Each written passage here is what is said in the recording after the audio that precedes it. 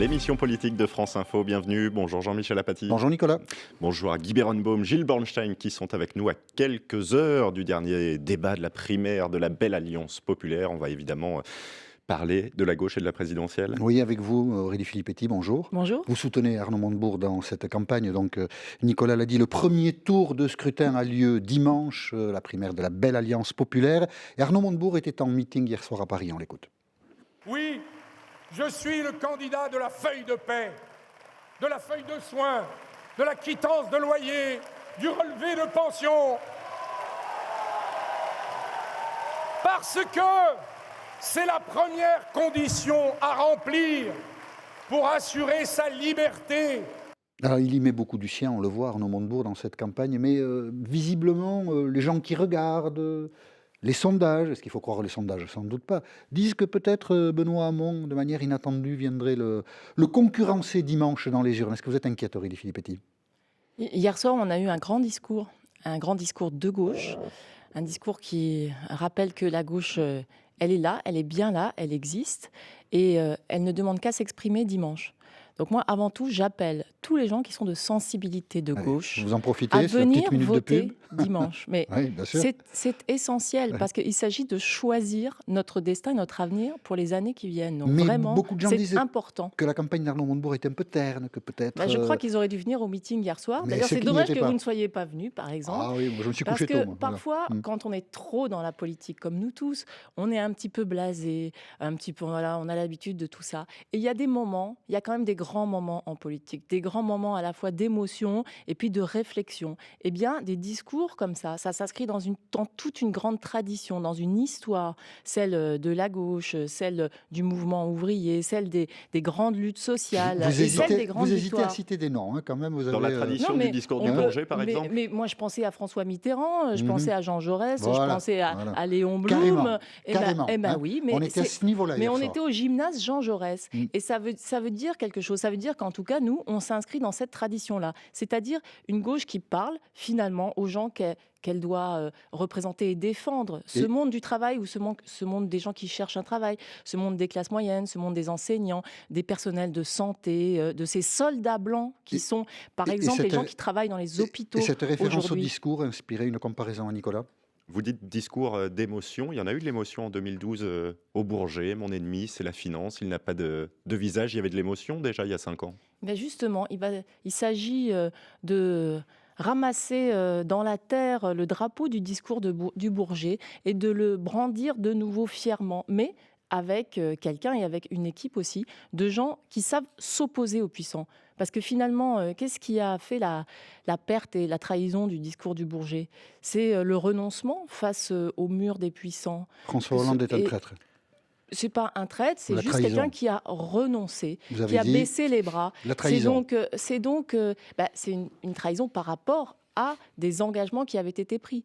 Et il faut donc quelqu'un qui puisse incarner justement une capacité à renoncer. Et là, les gens qui vont aller voter dimanche doivent choisir aussi sur la cohérence d'un parcours et sur la cohérence d'un engagement. Donc il faut rappeler tout ce que Arnaud Montebourg a fait depuis le début de sa vie politique, la lutte contre les paradis fiscaux. D'ailleurs, avec Vincent Peillon, il l'a rappelé, la lutte pour la 6e République, la lutte contre la corruption. Il avait fait un rapport sur les tribunaux de commerce. Une question de Gilles Seul Bornstein. sur ce créneau de la gauche, il y a aussi Benoît Hamon. Et Benoît Hamon, il a réussi à préempter un thème, celui du revenu minimum d'existence.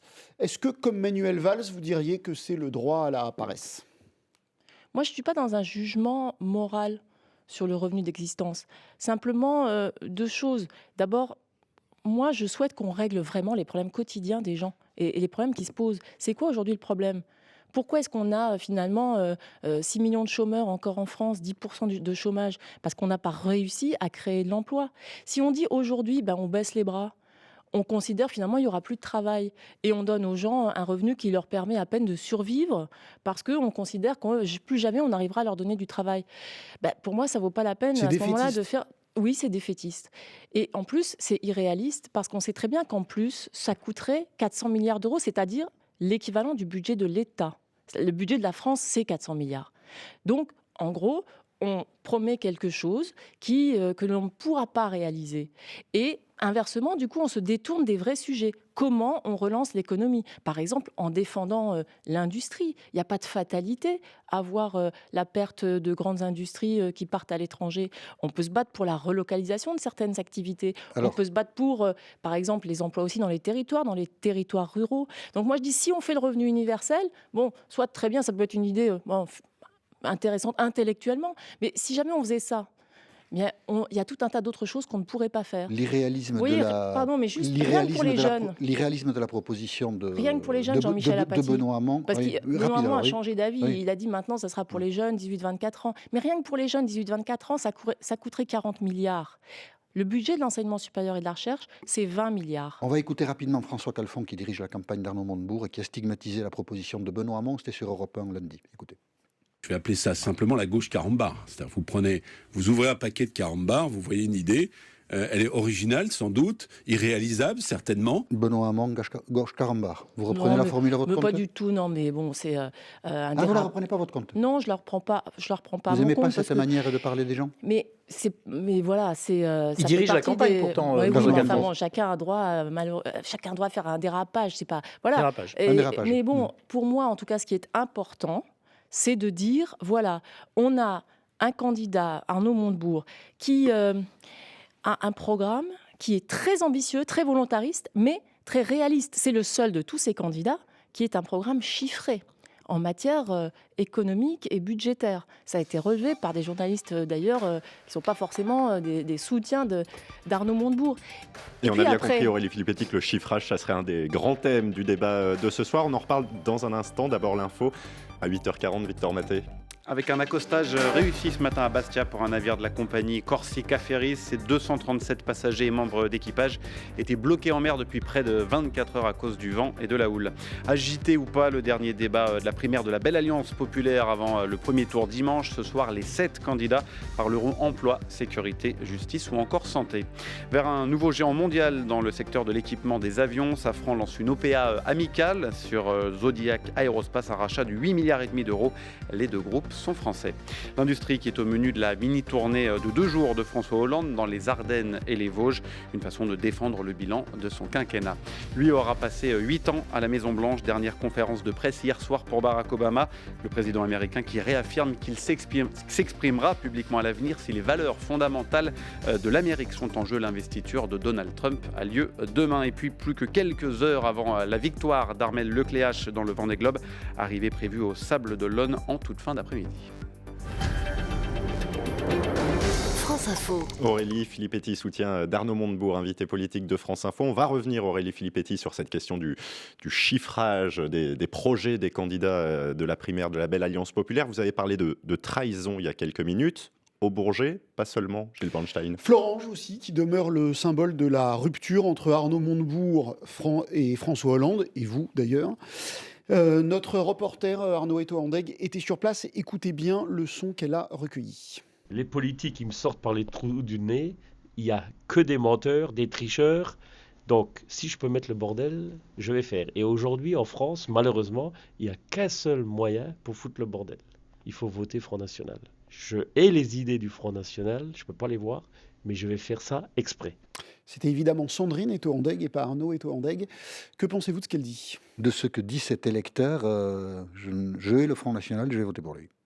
Mais Vous entendez ça dans votre circonscription ? Mais bien sûr, mais non seulement on l'entend, mais on l'a subi aux élections municipales. Je vous rappelle que la ville de Hayange, une grande ville de gauche, où se trouve d'ailleurs Léo Fourneau de Florange, elle est tombée aux mains du Front National. Donc là, c'est une réalité, ce n'est plus simplement une projection pour l'avenir, c'est une réalité. C'est le bilan du quinquennat. Vous savez, ça fait quand même des années que ça a commencé. Quand on parle, Mais là, vous parlez d'électeurs de gauche. quand on parle de Des gens de qui la ont voté François destruction Hollande de la en classe 2012. ouvrière, la destruction de la classe ouvrière, le fait qu'on abandonne les ouvriers, qu'on ne s'occupe plus d'eux, qu'on ne parle plus d'eux. Pierre Mauroy disait déjà en 2002, 2002, le mot c'est loin, ouvrier, c'est pas un gros mot. Et c'est pour ça d'ailleurs, moi, je reviens à la campagne de la primaire, mais Arnaud Montebourg est le seul à parler des ouvriers, le seul à parler du monde du travail, Benoît le Hamon seul à parle parler aussi. de l'industrie. Mais c'est pas le Mais seul. le seul à prôner une vraie relance industrielle. Il dit aux ouvriers, voilà comment on va faire pour relocaliser des activités dans nos régions, et notamment dans toutes ces régions de l'Est de la France dont je viens, et qui ont été totalement abandonnées par les politiques depuis des années. Vous pensez qu'ils y croient encore quand vous leur dites ça, franchement? Ils jugent sur des actes. Moi, je demande de juger sur des actes, à la fois sur le bilan, par exemple, au ministère de l'économie, tout ce qui, voilà, son combat pour l'industrie. L'ancien maire de Florange, Philippe Tarillon, qui a été battu, évidemment, pas de son fait, mais à cause de toute cette histoire. Il soutient Arnaud Montebourg. Il sait que c'est Arnaud Montebourg qui s'est battu justement pour les ouvriers de Florange, comme il s'est battu pour les ouvriers d'Alstom, comme il s'est battu pour ceux de Technip. Dans cette primaire, celui qui représente la politique menée depuis 2012, c'est Manuel Valls. Et on écoute Manuel Valls, c'était lors du second débat. J'ai revendiqué ma fierté, oui. D'abord d'avoir gouverné. Je suis lucide, à la fois bien sûr sur les réussites et sur les échecs. Mais quand on gouverne, il faut être fier. Il faut être fier de gouverner la France, qui est un grand pays. S'il gagne la primaire, vous votez pour Manuel Valls?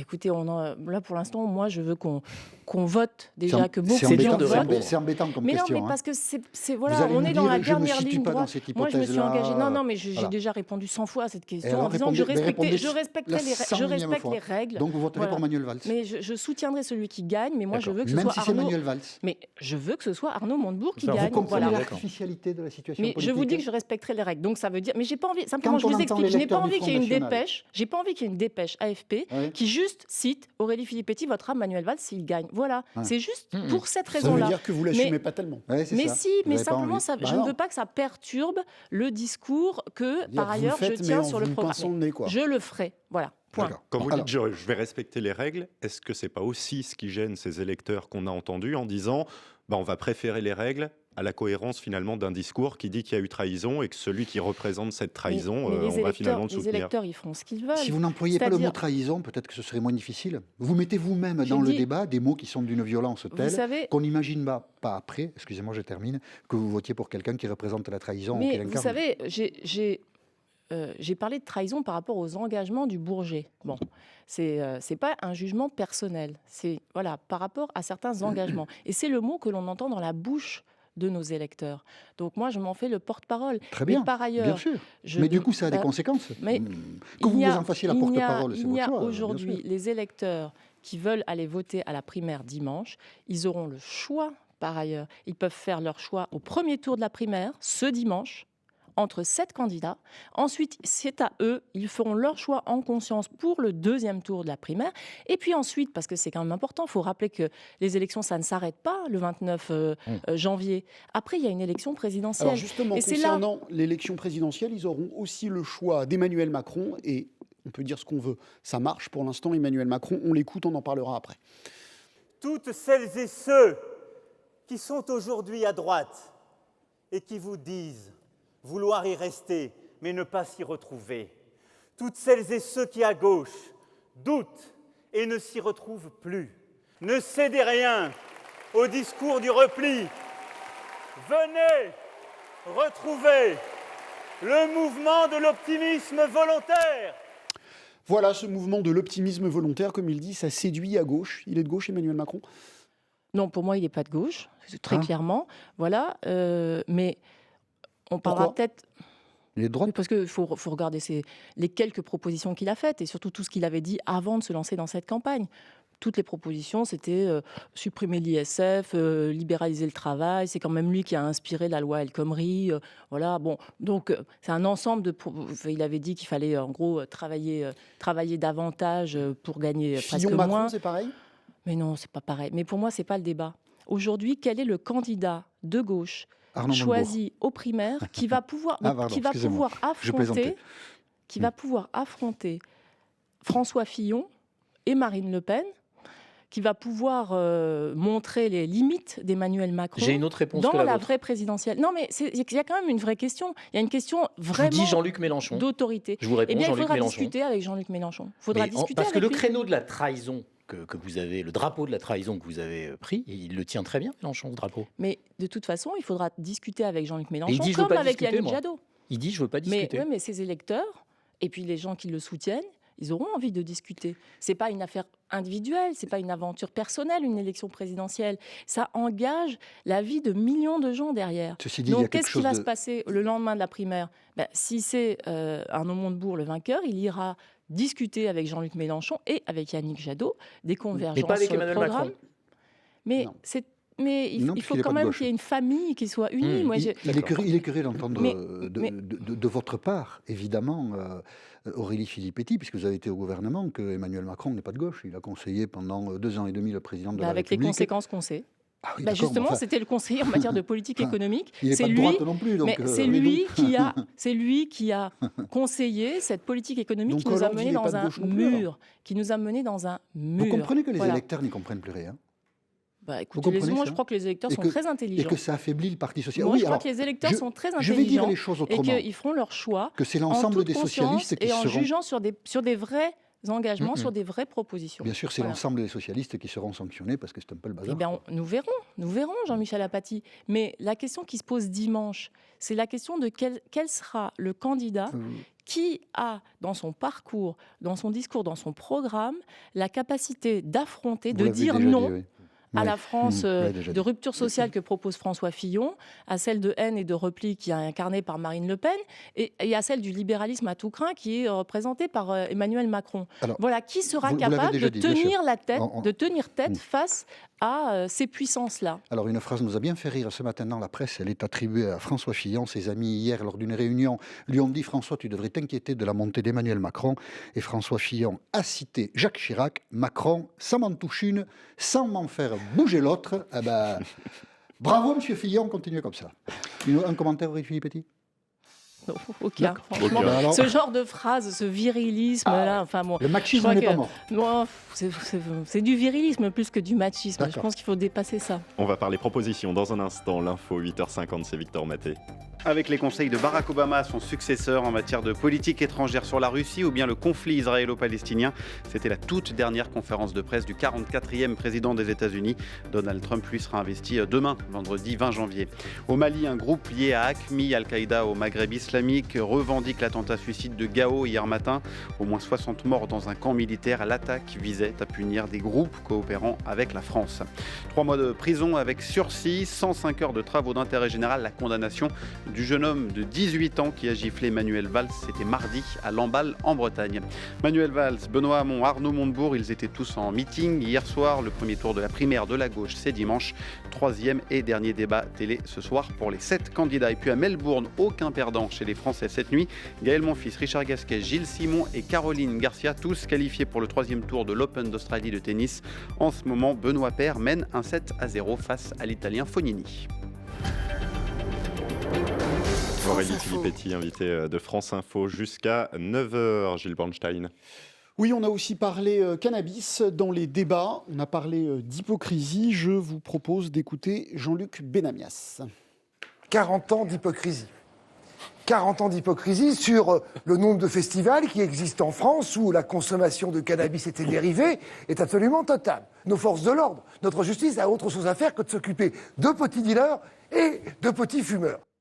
Alors l'ancienne ministre de la Culture, elle est d'accord, on fume dans les concerts ?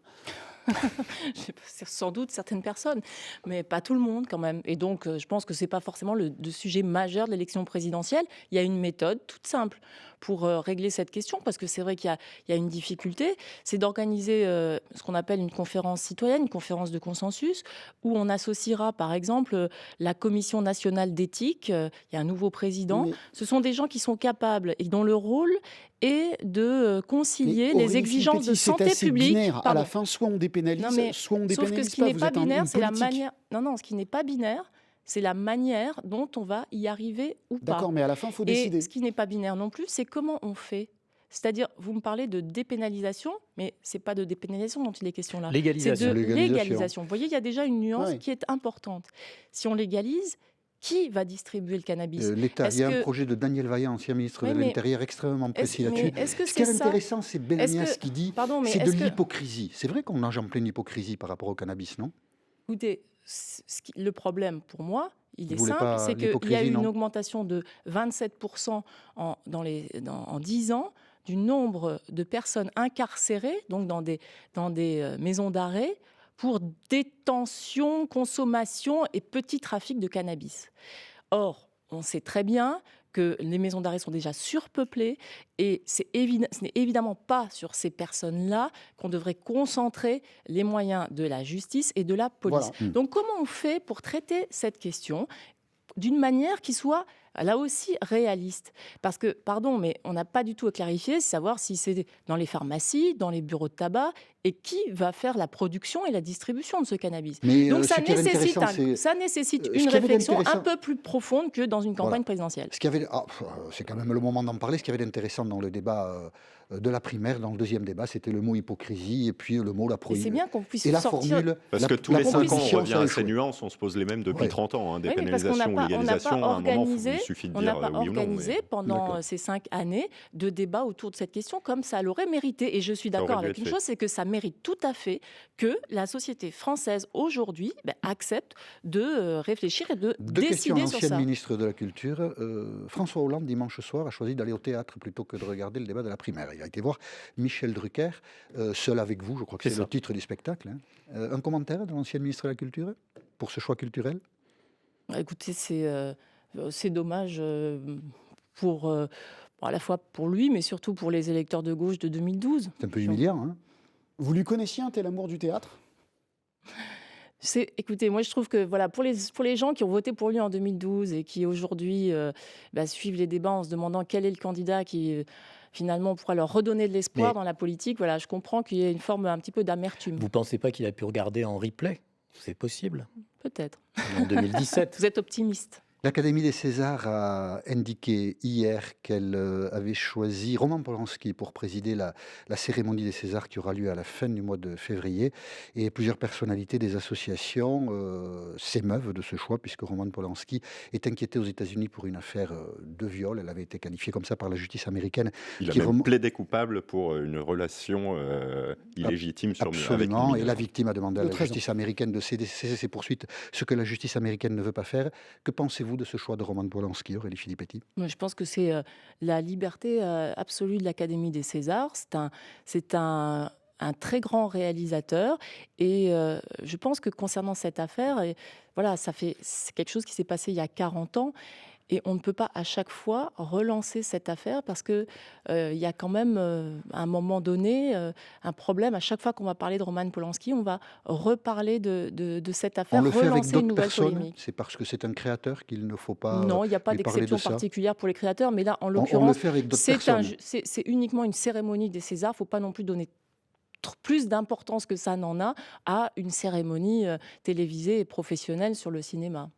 Et il faut à un moment oublier, ne pas revenir à des. Mais C'est parce personne que- c'est n'oublie, parce que- personne n'a oublié la C'est preuve. parce que ça s'est passé il y a 40 ans qu'il faut Mais plus en parler. personne n'a oublié la preuve. Simplement, à un moment donné, il y a aussi un principe qui est celui, cette personne-là, elle vit en France et c'est un créateur. Il va dans une cérémonie concernant le métier qu'il exerce, c'est-à-dire celui de réalisateur. Bon, eh bien, donc, à un moment donné, qu'on le laisse présider cette cérémonie. Encore une fois, ne donnons pas plus d'importance que ça à cette cérémonie. Et donc vous vous trouvez là en distance sans doute avec des gens avec qui vous avez mené beaucoup de combats par le passé sur ce terrain-là, mais nous verrons d'ici à la fin du mois de février, sans doute on reparlera de cette désignation de Roman Polanski par l'Académie des Césars. Il y a souvent des problèmes entre les médias et les hommes politiques. Illustration dimanche sur le plateau de la primaire entre Arnaud Montebourg et Laurence Ferrari. Il y a même eu... Vous résistez à la pression des puissants, monsieur Montebourg? Il y a même une chaîne. Vous résistez toujours à la pression des puissants, monsieur Montebourg? Votre chaîne, Madame Ferrari, il y a Monsieur même Montebourg. le propriétaire de votre Tenez toujours chaîne votre parole. qui est allé jusqu'à détruire son outil de travail pour empêcher le pluralisme. Alors, Laurence Ferrari lui a répondu que la chaîne existait toujours et qu'elle en était la preuve vivante sur le plateau. Vincent Bolloré, c'est un personnage qui fait du mal aux médias ou qui sauve des médias? Quel est votre En point de l'occurrence, vue, il Aurélie fait Filippetti? beaucoup de mal aux médias, il fait aussi beaucoup de mal au cinéma, puisque on parlait de cinéma, puisque Canal+, quand même, est en grande difficulté aujourd'hui, et c'est la chaîne qui finance le plus le cinéma français. Mais surtout, il fait du mal à l'indépendance journalistique et puis à l'indépendance des médias. Je rappelle que cette grève à iTélé a duré 31 jours, qu'elle s'est soldée par plus de 95 départs de jeunes journalistes de talent 80 permanents et une quinzaine de CDD et de pigistes, ces jeunes journalistes, ils ont vécu finalement une forme de casse sociale. Vincent Bolloré a brisé cette grève parce qu'il a brisé cette volonté tout simplement de ces journalistes de dire non et de dire qu'ils avaient une certaine conception, une certaine éthique de leur métier.